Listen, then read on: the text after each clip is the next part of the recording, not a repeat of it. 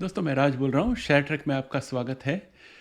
मैंने कई बार मैसेज में देखी है कमेंट सेक्शन में लोगों के पास से इन्फेक्शन के बारे में, विंडो पीरियड क्या है, टेस्ट वगैरह के बारे में। मैं खुद टेस्ट के बारे में नहीं जानता, लेकिन मैंने सोचा कि अगर इतनी सवाल आ रहे हैं तो थोड़ा इन्फॉर्मेशन देना ज़रूरी है। इसलिए आज के वीडियो में मैं आपको टेस्ट के बारे में बताने वाला हूँ। लेकिन मैं हमेशा यही कहूँगा कि देखो, HIV जो है ख़तरनाक डिज़ीज़ है। उसको जितनी जल्दी डायग्नोस करके जितनी जल्दी ट्रीटमेंट शुरू करें वो अच्छा है। तो अगर आपको कभी शक हो जाए कि शायद आपको एक्सपोजर हुआ है, तो यहाँ वहाँ भटकने के बजाय आप सीधे डॉक्टर के पास चले जाइए। इंटरनेट से कुछ होने वाला नहीं है। डायरेक्ट आपके डॉक्टर के पास जाइए, उनको तजुर्बा है और उनको पता है कि क्या कहाँ चलता है, किस तरह का टेस्ट कहाँ होता है, और वो आपके लिए जो सही टेस्ट है वो आपको बता देंगे। तो ये ध्यान में रखते हुए इस वीडियो को देखना। चलिए शुरू करते हैं आज का वीडियो।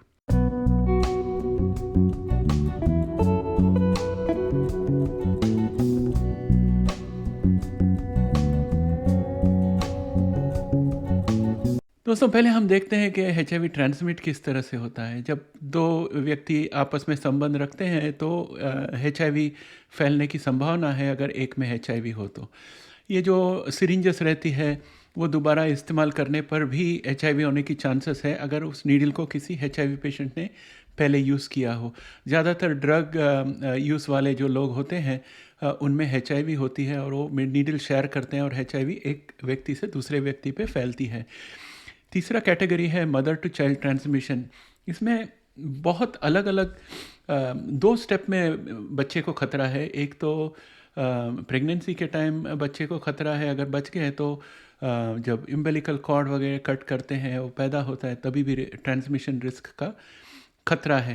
लेकिन उसके बाद ब्रेस्ट फीडिंग में भी रिस्क है, क्योंकि ब्रेस्ट मिल्क में HIV वायरस होती है। तो अगर मदर HIV पॉजिटिव है तो ब्रेस्ट मिल्क से भी बच्चे को HIV होने की संभावना है। और कभी कभी जब किडनी ट्रांसप्लांट, लीवर ट्रांसप्लांट या ब्लड ट्रांसप्लांट होता है तो भी अगर डोनर जो है वो HIV पॉजिटिव हो, अनजाने में उसने डोनेट कर दिया क्योंकि उसको खुद का स्टेटस पता नहीं है, तो फिर जो रिसीव करता है ट्रांसफ्यूजन उसको HIV हो सकती है। और इसके अलावा कभी कभी ये जो रेज़र ब्लेड है, टूथब्रश है, उससे भी हो सकता है। अगर HIV पेशेंट ने यूज़ किया हो, अगर उसमें ब्लड हो तो हो सकता है। इसके अलावा जो लोग पर्टिकुलर ऑक्यूपेशंस में रहते हैं, अभी समझ लीजिए ज़्यादातर हम लोग कहते हैं कि हेल्थ केयर वर्कर्स है, जिसको गलती से नीडल लग गया या सर्जिकल इंस्ट्रूमेंट से कट हो गया तो हो सकता है एक्सपोजर। ब्लड हैंडल करते हैं तो हो सकता है, डेंटिस्ट्री में भी हो सकता है। और जो शेविंग वगैरह करते हैं, बार्बर्स, उनको भी रिस्क है HIV का, क्योंकि अगर उनका जो कस्टमर है उसको HIV हो और पता नहीं चला, ब्लेड यूज़ कर लिया, तो ये सब रिस्क तो रहता ही है। लेकिन ये कम, ज़्यादातर यहाँ से नहीं होती है, लेकिन रिस्क तो रहता ही है। ये याद रखना ज़रूरी है, क्योंकि कंटामिनेटेड ब्लड से ही HIV फैलता है। और कंटामिनेटेड ब्लड जहाँ जहाँ हो सकती है वहाँ वहाँ आपको रिस्क देखना चाहिए। अब जो कि हमने ट्रांसमिशन देख लिया है, तो अभी देखते हैं कि डॉक्टर किस तरह से सही HIV टेस्ट सेलेक्ट करते हैं हर एक सिचुएशन के लिए, हर एक पेशेंट के लिए।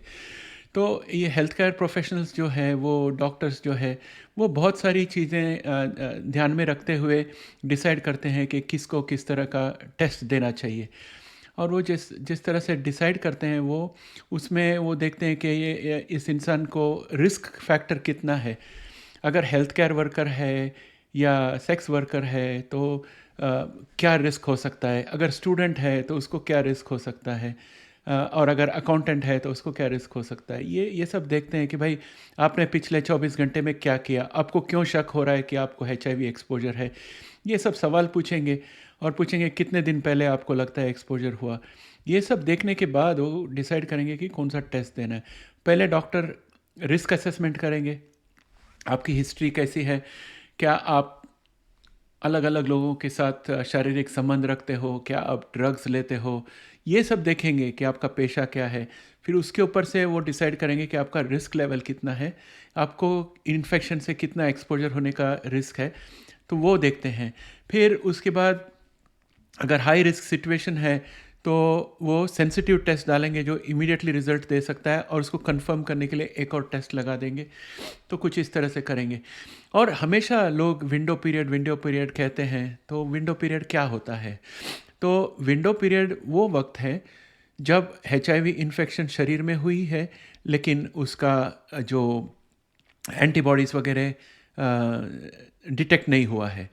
ये जो टाइम है इसको विंडो पीरियड कहते हैं। यानी कि इंसान को HIV इन्फेक्शन हो गया है, लेकिन वो HIV जो है एका दुक्का वायरस है, वो अभी इंसान के शरीर में कब्जा करने की कोशिश कर रहा है, लेकिन एंटीजन वैंटीजन इतना ज़्यादा शरीर में नहीं है, इसलिए टेस्ट करने से पता नहीं चल रहा है। तो इसको विंडो पीरियड कहते हैं। और विंडो पीरियड को छोटा करने के लिए ज़्यादा सेंसिटिव टेस्ट लेना चाहिए। मिसाल के तौर पर न्यूक्लिक एसिड टेस्ट जो है वो बहुत सेंसिटिव है अर्ली डिटेक्शन के लिए। तो विंडो पीरियड जो है वो छोटा कर देता है, क्योंकि बहुत ही कम न्यूक्लिक एसिड से वो पता लगा लेता है कि HIV शरीर में है कि नहीं। अभी तरह तरह के टेस्ट है। आपको टेस्ट के बारे में बताता हूँ कितने तरह के टेस्ट है। एक टेस्ट है ELISA, ये एंटीबॉडी टेस्ट गिनाता है। और दूसरा टेस्ट है वेस्टर्न ब्लॉट, ये भी एंटीबॉडी टेस्ट है। और ये ज़्यादातर डॉक्टर्स लोग यही इस्तेमाल करते हैं इंडिविजुअल को टेस्ट करने के लिए। और कभी कभी वो एंटीजन टेस्ट भी लेते हैं। एंटीजन टेस्ट में है P24 test, P24 antigen test, वो भी इस्तेमाल करते हैं। और कॉम्बिनेशन टेस्ट भी इस्तेमाल करते हैं। उसको ज़्यादातर आजकल 4th जनरेशन टेस्ट कहते हैं, जिसमें एंटीबॉडी और एंटीजन डिटेक्शन दोनों को कंबाइन करके वो टेस्ट किया जाता है। वो बहुत सेंसिटिव होता है और विंडो पीरियड को काफ़ी कम कर देता है, और काफ़ी रिलायबल उसका रिज़ल्ट होता है। और इसके अलावा डॉक्टर देखते हैं कि पेशेंट का क्या प्रेफरेंस है। पेशेंट बोलता है मेरे को प्राइवेसी चाहिए, मैं एकदम खुफिया रखना चाहता हूँ ये सब। तो फिर डॉक्टर वो भी देखेंगे कि किस तरह से इसको टेस्ट दे, ताकि उसका सैंपल कलेक्शन, डायग्नोसिस और रिज़ल्ट डिलीवरी के टाइम आपका नाम, पता या आपका हुलिया किसी को पता न चले। तो वो भी देखना पड़ता है, ध्यान रखना पड़ता है। और पेशेंट का जो प्रेफरेंस है, किस तरह का टेस्ट, ब्लड टेस्ट चाहिए कि ओरल टेस्ट चाहिए कि रैपिड टेस्ट चाहिए, पेशेंट जो रिक्वेस्ट करता है वो भी ध्यान में रखते हुए डॉक्टर डिसाइड करते हैं कि कौन सा टेस्ट करना है। और सवाल ये आता है कि HIV का स्ट्रेन पे डिपेंड होता है क्या। और ख़ासतर इंडिया में मेरे ख्याल से HIV स्ट्रेन का क्वेश्चन नहीं आएगा, लेकिन वेस्टर्न अफ्रीका में HIV-1 HIV-2 दोनों है। तो वेस्टर्न अफ्रीका में और जनरली ग्लोबल स्टैंडर्ड में ऐसे टेस्ट मांगते हैं जिसमें 1 और 2 दोनों दिखाई दे। तो ये भी ध्यान में रखना पड़ता है डॉक्टर्स लोग को। तो इसके ध्यान रखते हुए डॉक्टर्स लोग डिसाइड करते हैं। और इसके अलावा टेस्ट का सेंसिटिविटी भी देखना चाहिए। कोई कोई टेस्ट डिज़ाइन किया जाता है HIV-1 और HIV-2 दोनों को टेस्ट करने के लिए। अभी ये ग्लोबल स्टैंडर्ड बन गया है, तो कोई भी ग्लोबल स्टैंडर्ड सिचुएशन में आप जाओगे तो जो भी टेस्ट वो देंगे HIV के लिए, वो HIV-1 और 2 दोनों का ध्यान रखेगा। और अगर कोई इंसान अगर वेस्ट अफ्रीका में है तो वहाँ के डॉक्टर्स लोग तो HIV-2 ज़रूर देखेंगे। कोई भी टेस्ट करेंगे तो उनको HIV-2 देखना बहुत ही ज़रूरी है। तो ये सब कहने के बाद हम ये भी बता सकते हैं कि इनिशियल टेस्ट करने के बाद कंफर्मेशन टेस्ट भी होता है। अगर इनिशियल टेस्ट में HIV-2 का कंफर्मेशन आया है, यानी कि इंडिकेशन आया है, तो उसको कंफर्म करने के लिए एक और टेस्ट वो करेंगे जो हाईली रिलायबल टेस्ट होगा।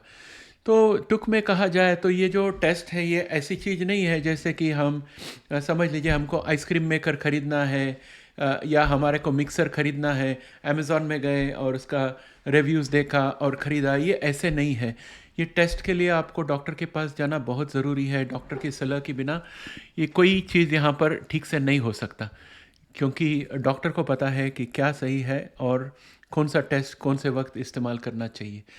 ये टेस्ट जो है कौन से टेस्ट हैं और उसमें क्या काबिलियत है, तो इसके बारे में हम बात करते हैं। पहले बात करेंगे ELISA, जिसका नाम है एंजाइम लिंक्ड इम्यूनोसॉर्बेंट एसे, उसको ELISA कहते हैं।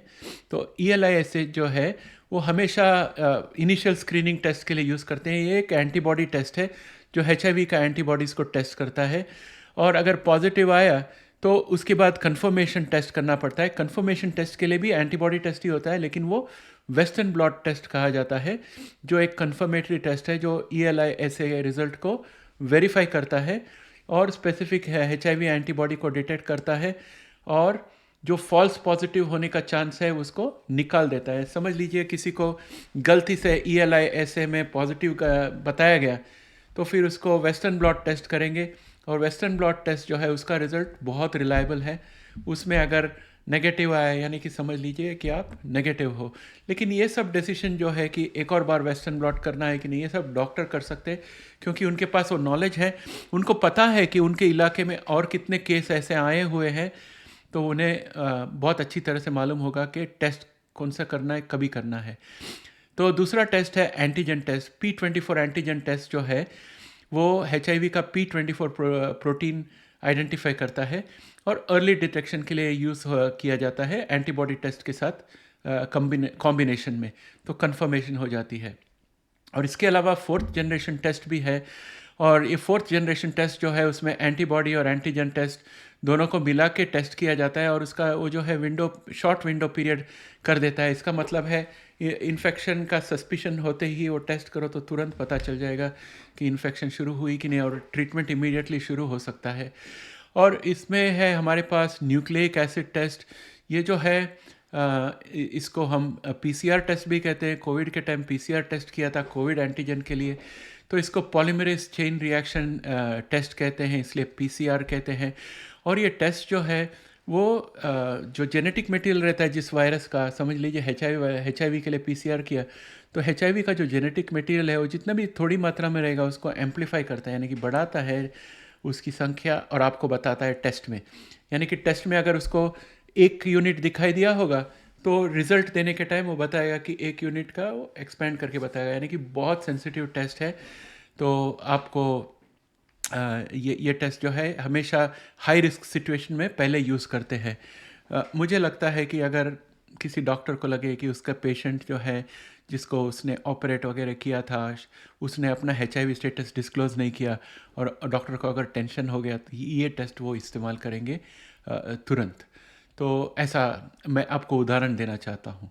और ये टेस्ट करने के लिए होम किट्स भी है, अलग एक टेस्टिंग है होम किट्स। जैसे कोविड के लिए होम टेस्टिंग का किट हमारे को कनाडा में दिया गया था, उस तरह से HIV के लिए होम टेस्टिंग किट है। उसका नाम है OraQuick, ORAQUICK, एक ही शब्द है, OraQuick इन होम HIV टेस्ट। और ये टेस्ट में क्या है कि एक स्वॉब करना रहता है, वो जो गम्स रहते हैं मुंह के अंदर, स्वॉब करके उसको 20 मिनट में उसका रिज़ल्ट आ जाता है।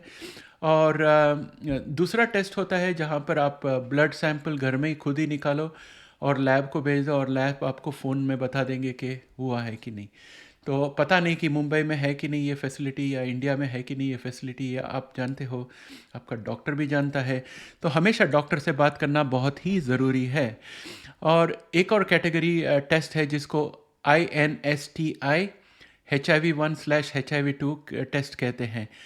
तो ये जो है ये एक एंटीबॉडी टेस्ट है, और इसमें फिंगर में एक नीडल से प्रिक करते हैं, और जो ब्लड निकलता है उस ब्लड के ऊपर टेस्ट करके 1 मिनट के अंदर हाई सेंसिटिविटी के साथ वो आपको रिजल्ट दे सकते हैं। इसके अलावा earlier determine HIV1/2 AG/AB combo, ऐसा एक टेस्ट होता है, ALERE, earlier determine HIV-1/2 AG/AB combo, ये एक और टेस्ट है। और ये टेस्ट जो है ये HIV के एंटीबॉडी और एंटीजन दोनों को डिटेक्ट करता है, और 20 मिनट में इसका रिज़ल्ट मिलता है, और कई एनवायरनमेंट्स में ये टेस्ट यूज़ किया जा सकता है। और आप याद रखिए कि आप इंटरनेट में जो वेबसाइट्स में पढ़ोगे या इस चैनल में मैं जो बोलता हूँ, इसमें सब आप डिपेंड नहीं कर सकते, क्योंकि HIV बहुत सीरियस चीज़ है। आपको अगर शक हुआ थोड़ा भी कि आपको एक्सपोजर हुआ है, तो तुरंत आप डॉक्टर के पास जाइए। डॉक्टर जो बोलते हैं वो सब फॉलो कीजिए, तो आप सुरक्षित रहोगे। समझ गए ना। और मैं आपको एक और बात याद दिला दूं, क्योंकि कई बार कमेंट्स में लोग मुझे डॉक्टर साहब कहते हैं। मैं डॉक्टर नहीं हूं, ये मैं आपको हमारे चैनल में भी बताया है, और कई बार और डिस्क्लेमर में भी बताया हूं हर बार। लेकिन कई बार लोग ऐसे आके डॉक्टर बोलते हैं, मैं डॉक्टर बिल्कुल नहीं हूं। तो ये याद रख लेना। तो मैं जो सलाह दे रहा हूँ, मैं जो ये इन्फॉर्मेशन दे रहा हूँ, ये सलाह नहीं है, ये सिर्फ इन्फॉर्मेशन है। आपको डॉक्टर के पास जानी चाहिए सलाह लेने के लिए। अगर आपको इन टेस्ट के बारे में कोई क्वेश्चन है, तो मैं यही कहूँगा कि आप डॉक्टर के पास जाइए, क्योंकि मेरे पास जो है ये किताबी नॉलेज है ये टेस्ट का। मैं खुद नहीं जानता इसके बारे में, और मैं जो टेस्ट बता रहा हूँ शायद कुछ इंडिया में अवेलेबल हो या ना अवेलेबल हो, या इससे भी एडवांस टेस्ट शायद इंडिया में हो, या इंडोनेशिया में हो या नेपाल में हो या बांग्लादेश में हो, मुझे पता नहीं। आपको आपके डॉक्टर के साथ बात करना बहुत ही ज़रूरी है। और मैं इसलिए ये वीडियो बनाया क्योंकि कमेंट में एक व्यक्ति ने कहा था मुझे पिन प्रिक हो गया है, अभी उसका क्या होगा, विंडो पीरियड क्या है, दूसरे ने पूछा। ऐसे मैं बहुत कुछ देखता हूँ, सर बहुत टेंशन है मेरे को, ये हो गया वो हो गया, क्या टेस्ट करना है और विंडो पीरियड क्या होता है वगैरह वगैरह। तो वो सब जवाब देने के लिए मैंने ये वीडियो बनाया है। लेकिन आप इस वीडियो के ऊपर पूरी तरह से आधारित नहीं रह सकते। हमेशा डॉक्टर से ज़्यादा कोई और आपका मदद नहीं कर सकता HIV के मामले में। तो डॉक्टर से आप संपर्क कीजिए और मैं उम्मीद रखता हूँ कि आपका जो वीकेंड है अच्छा जाए और दोबारा फिर मिलेंगे अगले वीडियो में। जय हिंद।